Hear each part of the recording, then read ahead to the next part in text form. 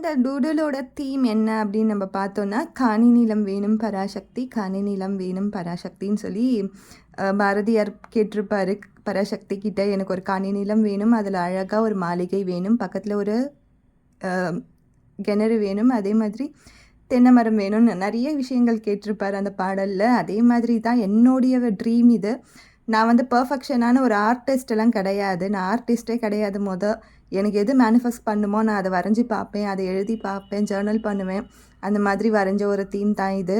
So நம்மளில் நிறைய பேருக்கு இருக்கிற ஒரு கனவு, காணி நிலம் எங்களுக்கு சொந்தமாக வேணும்னு சொல்லி நிறைய பேர் அதுக்காக நம்ம உழைச்சிட்ருக்கோம். என்னுடைய கனவும் அதுதான்.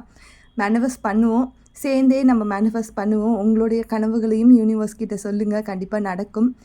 என்றோ ஒரு நாள், அது இன்றாவே இருக்கட்டும், நல்லதாகவே நடக்கட்டும். நம்மளுடைய கனவுகள் எல்லாமே யூனிவர்ஸ் கிட்ட சொல்லி அது பலிக்கிறதுக்கான வாய்ப்புகளை நம்ம உருவாக்கலாம். தேங்க்யூ.